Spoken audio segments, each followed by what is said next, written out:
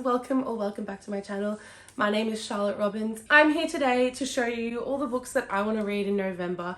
I couldn't be bothered holding a massive pile, so I decided to bring my whole physical TBR cart over into this room. I recently purchased a couple of books, so I might do a little book haul later on in this video. But we're doing the month of November, so I need to stick to my word. I want to read the books that I didn't even get to in October, sadly, so that's okay. First thing I definitely want to read, 1000%, is Beach Read by Emily Henry. This is a must. Like, I'm so excited, and I'm going to be reading it on the plane. The next book I'll be reading is Powerless by Elsie Silver. This is the third book in the Chestnut Spring series. This is following Jasper and Sloane. It's very, very, very exciting. The next book I want to read is The 7-Year Slip by Ashley Poston. This book is pretty much like a time traveling kind of vibe with romance, obviously, magical realism. Pretty much, she finds a strange man standing in her kitchen, a man with kind eyes, a crooked smile, and the recipe for a perfect lemon meringue pie. Oh my god, lemon meringue pie is my favourite thing in the whole world. But he's living in the past 7 years to be exact, but she is in love with impossible situations. So she is this is going to probably tug at my heartstrings, I already know. I purchased that a while ago. Not a while ago. Okay, I have to read Throne of Glass by Sarah J. Maas. This is the first, well, like technically not the first, because there's the novellas at the start. But I haven't even gotten to this, so this is definitely going to be something I'll probably also be reading the same time while I am up in Cairns on my holiday. Very exciting. So I'll be bringing Beach Read and Throne of Glass. The next book I'll be reading is Rock, Paper, Scissors by Alice Feeney. I'm not sure like entirely what this order is going to be like, but I'm just picking up all the books that I do want to read this month. So Rock, Paper, Scissors by Alice Feeney. I have absolutely no idea what this is about, but everyone tells me like if you want to get into Alice Feeney, this is the first book that you should read of hers. So I'm excited. It says 10 years of marriage, 10 years of secrets, an anniversary they'll never forget. Adam and Amelia are spending the weekend in the Scottish Highlands. The remote location is perfect for what they have planned, but when their romantic trip takes a dark turn, they both start to wonder, can they trust the one they're with? Because every couple tells little white lies. Only for Adam and Amelia, the truth is far more dangerous. I'm quite excited. I'm dying to read this. Dying, literally. A beautiful thriller book. I'm just so excited. Okay, then the fourth book in the Chestnut Spring series. This is Reckless by Elsie Silver. This is following Theo and Winter. Winter is Summer's, I think it's Summer. Yeah, this is Summer's older sister or half sister. In the first book and the second book as well, you do get a little glimpse of them. I'm not sure if she's also in the third book as well, but I am very excited because country vibes. And it is summer almost, pretty much. It's spring right now, but it's heading into summer next month, I believe. So very exciting. Very exciting. I will be reading this one. The next book is 5 Survive by Holly Jackson. This one, each chapter is like set in certain times of the one night. So this is one whole night, I'm pretty sure. The first thing it says on the blurb, it says, "You can't see me, but I can see you. If you try to run, I will shoot." Red Kenny is on a road trip with 5 friends when their RV breaks down in the middle of nowhere. There is no accident. Yeah, this is no accident. Someone is out there and someone wants one of them dead. With 8 hours until dawn, the 6 friends must escape or work out which one of them is the target. Buried secrets will be forced to light and not everyone will survive the night. A heart-pounding, addictive YA thriller. So it's a YA thriller. I like YA.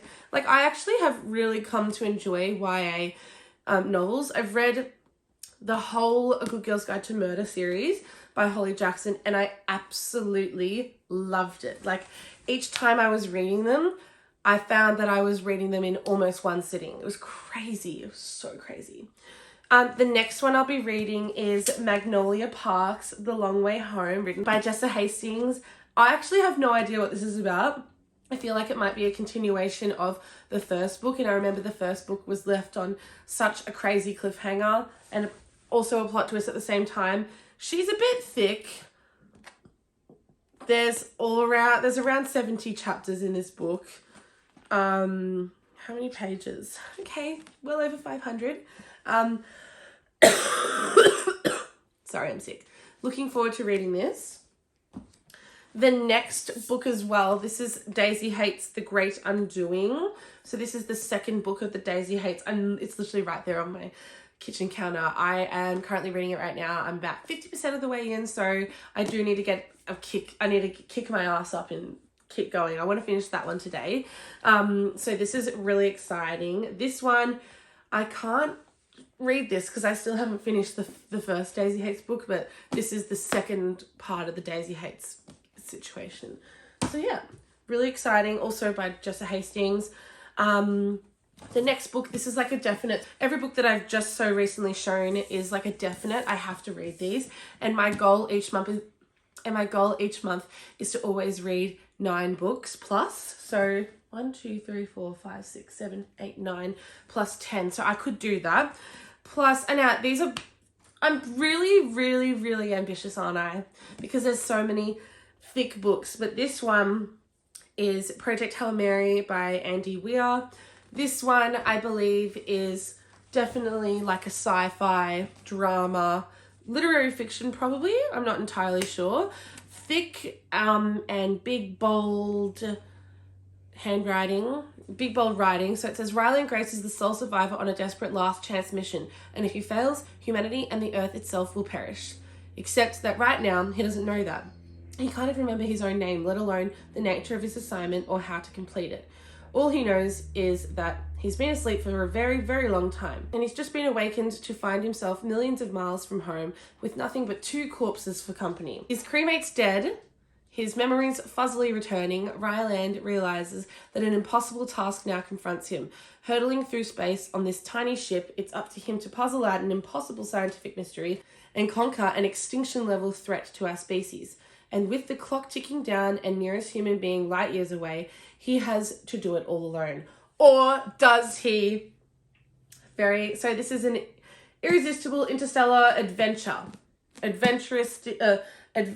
book. Very exciting. Very, very exciting. Okay, then I've got, I think this was the last, oh no, there's 2 more. There's 2 more because on my Bookstagram, I posted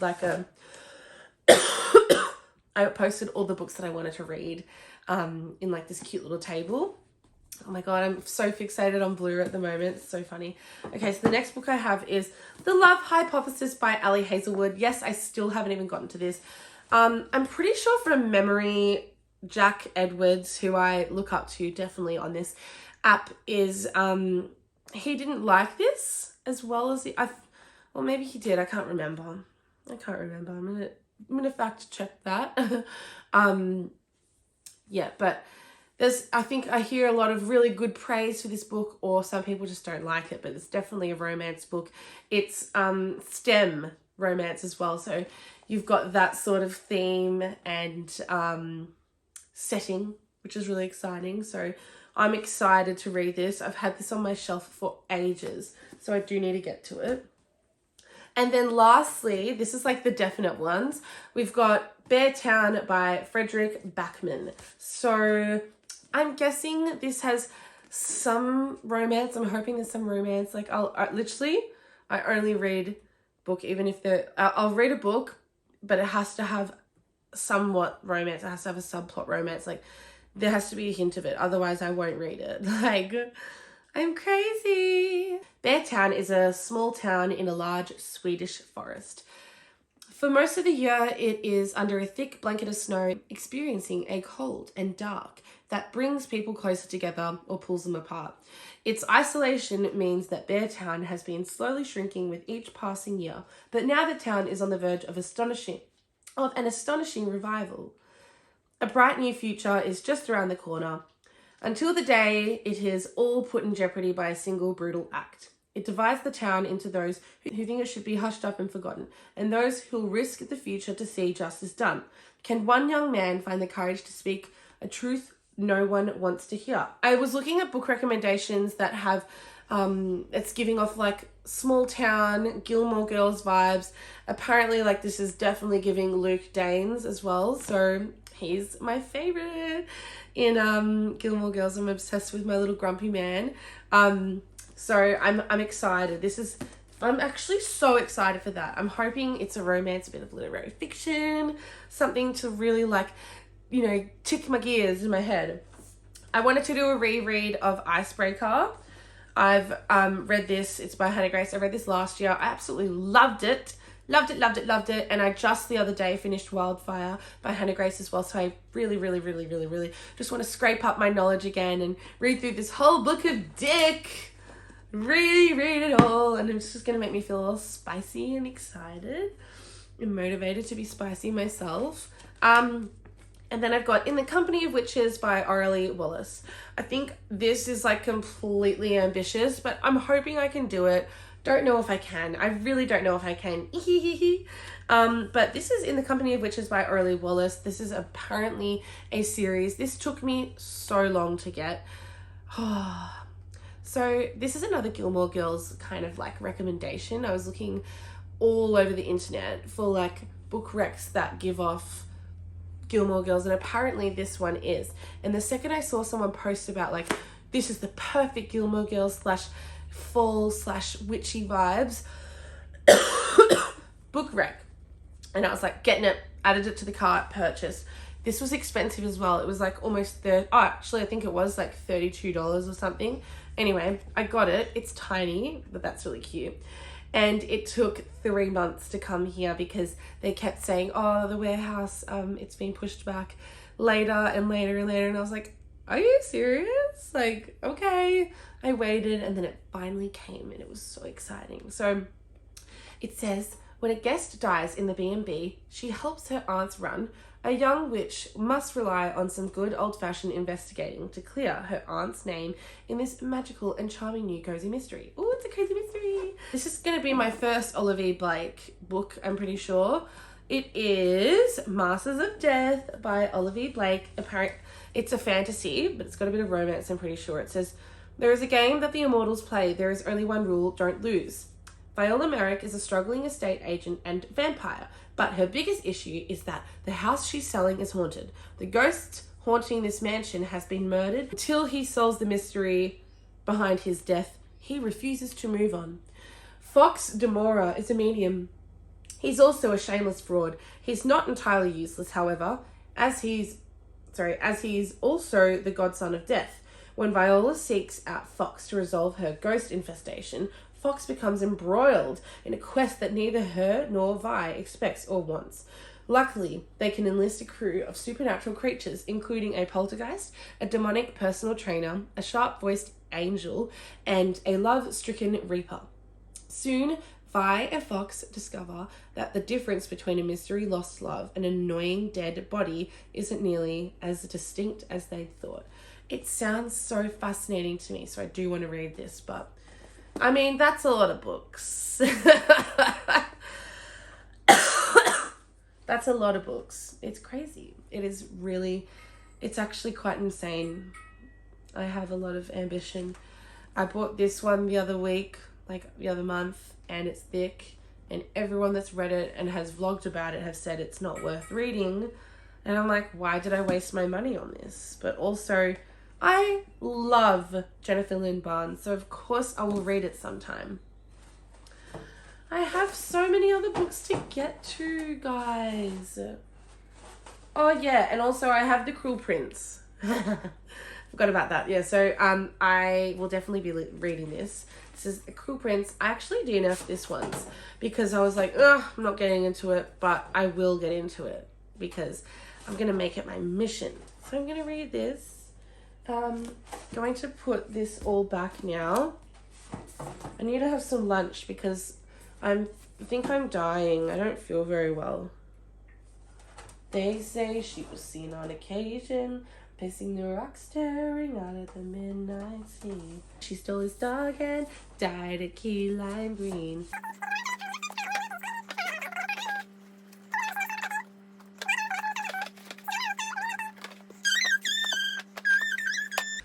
that is it. So that is all the books that I want to read in November. I really, really, really do want to get to them, and I'm hoping that I can just smash them out. It would be so cool, but I mean, I don't do this as a full-time job. If I did have this as a full-time job and I could just read all day long, I'd be plowing through this, girl. So I'm going to try my best. I'm going to try my best. I say it every month. Probably won't get there. I don't know. I don't want to I just don't want to be too ambitious. You know what I mean? But the size of this, it's quite big. But anyway, thank you so much for watching this video. I hope you enjoyed it. Please let me know what you guys are all reading as well. I'd love to have some more communication with you all. Please, you're welcome to comment lots of things, lots of thoughts on the books that I've even suggested reading, as well as the books that you have. And even if you have read some of the books that I've even got here on this list, please let me know without any spoilers what you think of them, if they're good, if they're also something that you would highly recommend, okay? Thank you guys again. I hope you guys have a great rest of the day wherever you are, and I'll see you in my next video. Bye.